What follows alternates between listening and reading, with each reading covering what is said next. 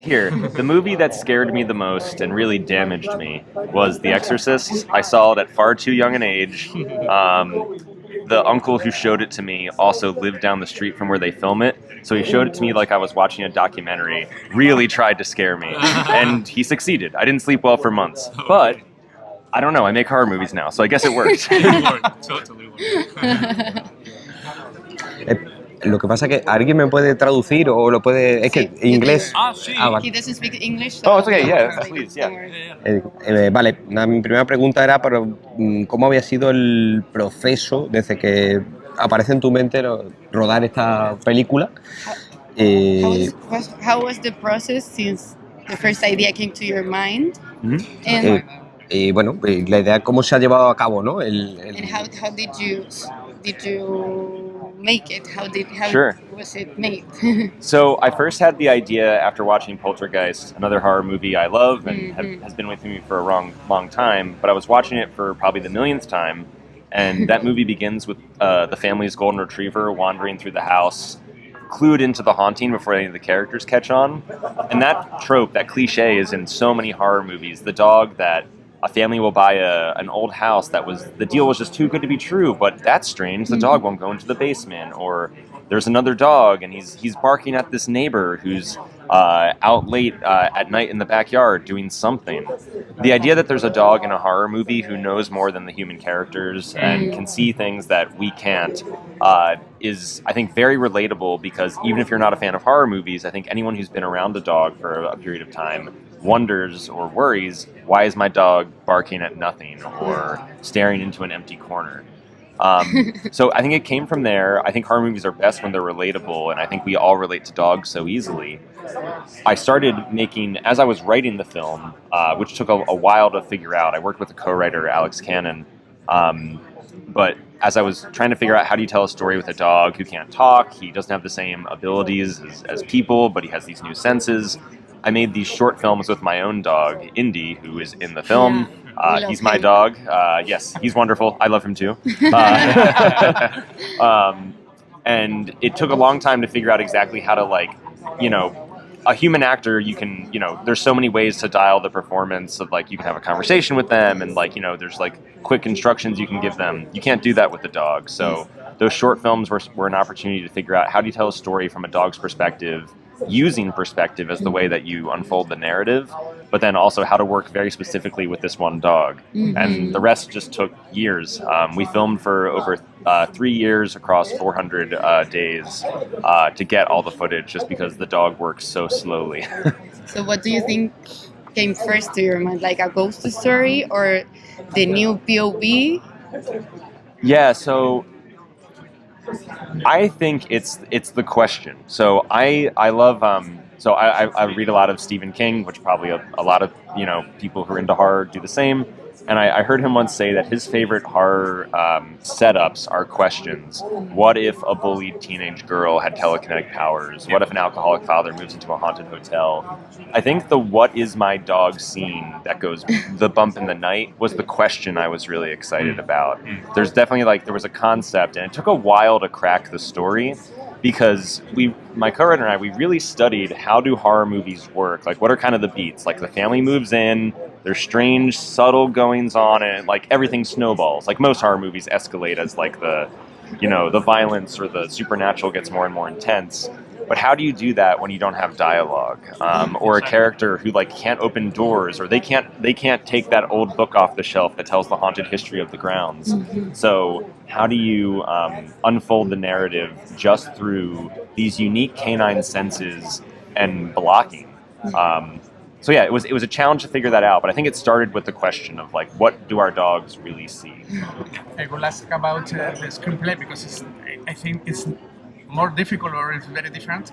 I want to know if you things about scenes and then you try to put together, or because you say Indy is great, but it's not a real person. So I suppose that he doesn't do anything just like you want to do. So. That is exactly correct. I don't think he ever once did exactly what I wanted him to do. Maybe once. Maybe my wife will remember a time where we set up a shot and we hit record and it just went perfect. But more frequently, we would start on a Monday to get whatever shot. We wouldn't get it on Monday. We would try again on Tuesday, and then maybe by Wednesday we would finally get it. And he's a big X factor. So he never does exactly what you're gonna want. He'll frequently wander out of frame, out of focus, sometimes off the set because he's a dog and doesn't know he's in a movie. So we had written the script, in as much detail as we could, knowing that we couldn't count on him to act perfectly. And we were also very open to not major rewrites. The story never changed. Like the events of what happens always unfolded the same way, but the specificity always had to be open for the variability of working with a dog. So my co-writer got a lot of calls from me saying, I'd be like, hey, remember how scene 40 was supposed to start? That will never happen. So we need a new way to get into the scene. And it would be something as simple as like the way we thought we could get him to move from like room 1 to room 2 just needed a little bit of, tweaking. So we were very open to playing, like horror improvisation. I remember I read a story about James Cameron wanting to do aliens, and he went to the room and he said, okay, we know alien, so we're going to put an S Yep. with the dollar, aliens. Yep. So he sold like that, very simple. Yep. You sold the idea very simple like that. How was the idea to sell it? Like, I want to do a movie with a dog. So I think a lot of people really got the concept, and especially when I had some of those short films I had mentioned I had made with Indy that proved the idea and even proved he could work. But still, I think a lot of people love the idea. They were like, oh yeah, that makes sense. That seems like a movie, but it also seems impossible. Just because making a movie with a dog just isn't practical. So I guess the short answer to the question is we didn't end up selling the movie in pre-production. My wife and I ended up paying for the movie ourselves, and it was just the two of us working on set to make it. It ended up being a huge asset. The reason so many dog movies end up really being about people and not the dogs is because dogs can only work a few hours a day. Or you need to have multiple dogs playing the same character. Like there might be multiple golden retrievers playing Air Bud to get as much Air Bud footage as you need. And even in that film, that's actually a story about a boy, not so much about a dog. So making it very independently, super low budget. There were a lot of practical things that were necessities. We had to work that way, but it also made the movie a lot better. That less people on set meant less distractions for Indy. Every other person, piece of equipment. I don't know if you've ever been around a dog when a new person comes in the house, but like Yes. they have to say hello, they have to smell your coat. What bag did you bring in? So it's like every time a person would come in the house, that would be another thing he'd have to, inspect. Which would whittle down his total number of hours he could work. So the way we made the film was very unusual. But once we had it finished, people then got really excited that they were like, okay, it's out there. This thing is really real. And I think it's so easy to relate to dogs. They are such sympathetic characters. There's not Indy is certainly the star of the show, and I think that the success of the film and so much trouble was paid to get his performance. But I think that's why whatever about this works, it all comes from him. Can't say enough. He does not know he was in a movie. How did you stay motivated about the movie, since it was like a long process and it was difficult since Indy's not trained, right? No, I mean he's just trained by me and my wife, who were the only people there. So it was either a very fun family project or it was me and my wife slowly going insane over 3 years. But I think one of the things that motivated us is that, one, as hard as it was also really fun. It's all movies are silly and it's make-believe and it's playing pretend, which is great. You get to do that as an adult. And we were doing it with our dog. I think one of the things that really was motivating is we had started shooting for about the first 9 months. We were, it worked the pace didn't change very much. Like there was no breakthrough where we could suddenly, instead of getting 8 seconds of usable footage a day, we got like 8 minutes. The pace didn't change. It was about 8 seconds of usable footage every day. But the difference was that after the first 9 months, where we had just these little snippets of shots, on our like filling out our storyboards, the movie didn't look like much at all. There wasn't a whole lot to show for it. So we decided, let's just buckle down and just shoot the hardest, most complicated thing and only work on that. But then when we're done that, it'll be done and we have something to show. So the finale of the movie, which is a dark and stormy night out in the rain, we worked on that, I think, from like May to November and then a few more months after. But it was like 9 months total of work to get the final dark and stormy night. But once we had it, it's basically what you see in the film right now.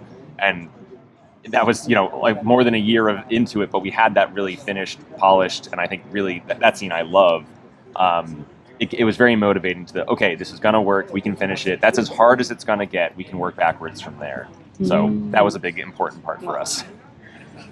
Vale, quería preguntarle si a partir de ahora, cuando Indy ladre o se dirija o mire hacia un punto en concreto en la casa o en algún sitio, no sé qué va a sentir usted después de haber grabado la película. Up from now, how will you feel when Indy barks to a spot that there is no one there? After the movie. Yeah. After the movie, yeah. So it's a good question, because actually one of the Indy only barks in the film a few times, and that's because we never trained him to bark. So if he barks in reality, there actually usually is something worth paying attention to. So for the few times he barks, we had to do these things where, like, I knew I needed him to bark for one scene in particular, and he normally only barks when people are, like, are at the front door, which is what most dogs do. And I had to wait for my brother to come visit us, and it was me and Indy in a room with the door closed, and the camera's just in his face, and he could hear my brother downstairs coming inside, and he's just like, bark, bark, bark, there's someone in the house, and he knows my brother. So that's a long-winded way of saying, if Indy barks, I will take it as, like, not alarm, but, like, it will have a meaning. There will be a reason for it. I don't know. I don't think I'll think it's because there's a ghost, but I don't know. Have you ever imagined the success of the film? Because there's a lot of people Google, will the dog, is the dog dead at the end? Right, yeah. I think fans of horror are extra suspicious because horror movies have trained us to be worried about dogs who, the dog who figures out who the killer is, or, in like The Conjuring, like that dog who won't go into the basement, they usually die before the end of the first act. Good Boy is obviously an entire story about a dog. I knew people would relate to dogs and like Indy very much. He's a cute dog, but the intensity about does the dog die has been really interesting to watch. And it's been interesting to see that some people want that question answered for them. There's a whole website, doesthedogdie.com, which if you want it spoiled for you is like a helpful resource before you want to buy a ticket, which apparently some people want to find out. As a film goer, I never want to know an ending to a story before I go into it. But I understand the instinct. Dogs are easier to relate to in some ways than I think human characters are. It's insane how much people was looking for that. Oh, for sure. And the comments on, if something happens to the dog, I'm going to go John Wick on the director. I took that. That's worth paying attention to. So, talking about genre, how would you describe your movie beyond a horror movie? I mean, if you want to sell the movie to someone, to me, you want to see the movie? So, because this movie is not just horror, it's about family or drama or something more. So, I think my co-writer is the first person to say this, and I love this line, which is that it's a horror movie. I think when the film starts, the house looks like it's a haunted house. It looks like we're going into a horror movie, and it very much is that. But for Indy's story, for his character, this is a love story. And it's very uncomplicated.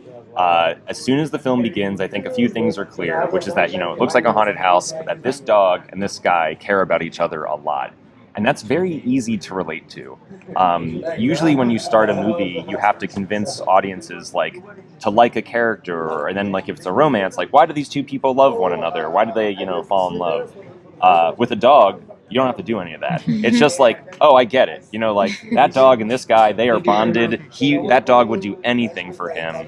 And the story actually, you know, if you break it down into the characters like wants and needs, what he's trying to do, Indy's just always trying to be close to Todd to try and help him. So you can even track the geography of their relationship by the distance between the two of them. Indy's always trying to get back to Todd. When Todd leaves the house and Indy's alone, Indy's very upset. And at the end of the movie, there's a scene where he is, you know, forcibly separated from Todd as Todd is in a really bad place and, you know, the supernatural is at its peak. So we always looked at it as just like, it's a love story of Indy trying to get back to Todd at all times. So how did you even script this? How was the process of writing what you wanted Indy to do if you couldn't like tell him what to do? Yeah. So one of the things that was a fun challenge is that we had to find a way to tell the story without the benefit of dialogue, and it is surprising when you just look at scripts how much the dialogue is really like that's what progresses the narrative. So we're thinking much more like physically and visually about the story. What can Indy do that is unique to a dog and realistic to his character, that can move the story forward, but again stays true to this. We found this quote by from Jack London, who wrote The Call of the Wild and White Fang, that for a good dog protagonist, they can't be guided by abstract thinking like a human and certainly words, that they should only be able to rely on their senses and simple reasoning. There are some advantages, just that, so dramatic irony, when the audience is slightly ahead of the characters, like that we understand more than what's going on, and that can be really satisfying or thrilling. With a dog, there's a huge opportunity there because there's things that we see that Indy doesn't understand. He can perceive them very uniquely because he can get, like, in some cases, under a bed or like under a piece of furniture and find these things, and his canine sense of smell will kind of unlock this vision, which doesn't necessarily mean anything to him, but the audience sees it too, and they're doing the math and realizing, oh no, this is really, really dangerous. But because he's a dog, you know, he's just being himself. The other thing that I like is that a dog in a horror movie allows you to do things that when human characters do them, I think everyone's like, oh, come on. Like, when the babysitter hears scary noises downstairs and she says hello and then goes to investigate, we're all like, come on, like, who would do this? But that's exactly what a dog would do. If something goes bump in the night, a dog gets up and goes and checks it out. That's part of the reason we have dogs. So for everything that was hard, there were also advantages. So it was just finding what those were and then figuring out how to weave them into the story. Bueno, yo quería, una pregunta que siempre hacemos aquí en SITGES, ¿no? Para todos los directores y demás que venís a presentar la película, más allá de la película de la que hablamos, es ¿cuál es el primer recuerdo que tienes tú de niño de una película de miedo? Aquella primera película que vieras que te hizo pasar una mala noche. So a question that is always asked here in SITGES is, what was the first movie you saw that as a kid that kind of made you... ¿Qué te marcó? The first movie as a kid? That was like a horror movie that changed your mind. Oh, so the Disney movie Fantasia, where they animate the classical music, Night on Bald Mountain, which there's not really, well, as a kid, I definitely didn't understand what the story is there, but it's, you know, Chernabog, the giant, like, winged bat devil, like, wakes up out of the mountain and then just summons these skeletons and witches and all these ghouls. I remember just watching that so many times as a kid and being fascinated and like trying to figure out like what's the story here, what's happening. And I would get my dad to draw pause the movie and draw the figures and like cut them out of paper and like play with them. I don't know what that did to me, but like it's definitely in there. Just like it was like a buffet of like all this horror iconography. Yeah, I don't know how that ties from that to everything that came next, but I know it's in there. There's something to do. The movie, in this, the main character is a dog, but I want to ask about the dialogue of the human characters. Did you write after that, or did you record that in the studio after that, or it wasn't during the... No, that's a great question. So it's all recorded after, and it's written ahead of time, but there's a really unique challenge here. So in addition to filming the movie, directing it, and my wife and I producing it together, my wife and I, who were the only two people on set, we're also the stand-ins for the actors. So Todd's body is played by me. To be very clear, Shane Jensen plays Todd. The same way that like James Earl Jones plays Darth Vader, just by adding the voice after. And it is very much a real performance, and it's a very tricky challenge because the reason I stood in as Todd is that when you see Todd in the movie, walking through the house, like trying to figure out why the lights are going in and out, either talking to himself or talking to his sister on the phone, what's really happening on set is that I'm talking to Indy being like, good boy, heel, over here, like trying to get him to do something for the film that doesn't have anything to do with the actual dialogue. Shane then has to go back in and add that performance on top of my body, but I'm not doing the lines. I'm doing other stuff, and so he has to perform well, obviously, but then he also has to make it sound like those lines are coming out of my body and the physicality of like, if I sit up in bed and he has to say a line as a character sits up in bed, he has to recreate that afterwards, which is like, it seems like it might be really simple, but getting the timing of that stuff is so hard.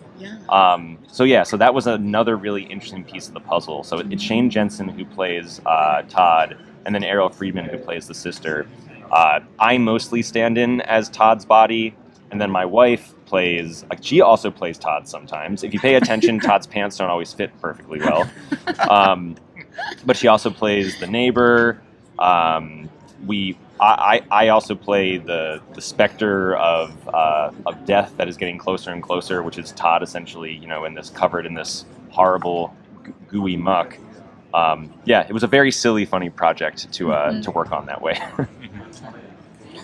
And can you tell us about your future? What's next? I mean, after this experience. Well, I can say I'm very excited to make a movie with human actors who can read a script.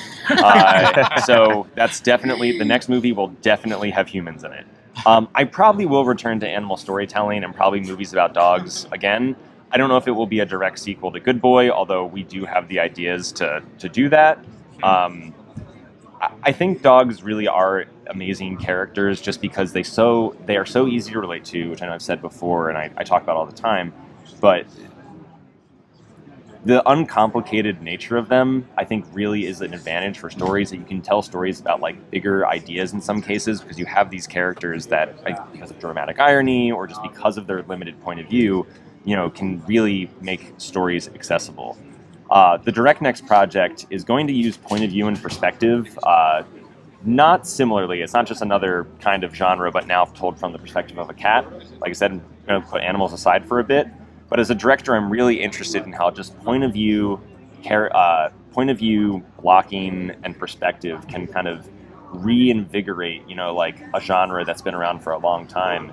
Good Boy, in many ways, is a standard haunted house movie, and I don't think that's a bad thing. I think that's what makes what works in it work. It's just that there's a new way to look at it because we're only 19 inches off the ground with Indy the whole time. So you did every role of the... Well, not every role. I mean, so on set, I did every role at some point for sure. In post, we had a lot of help. It's still a very small team, and I think part of the smallness of the team, I think, makes it feel very much of one piece. It was so few hands in the making of the physical shooting. And like sound, for example, was an enormous lift. Brian Goodhart, who's a co-producer on the film, marshaled the entire sound team, which was only 4 other people, which is still a very small team for most films. But he was helped co-produce the film. He and another sound mixer and designer redesigned the entire soundscape.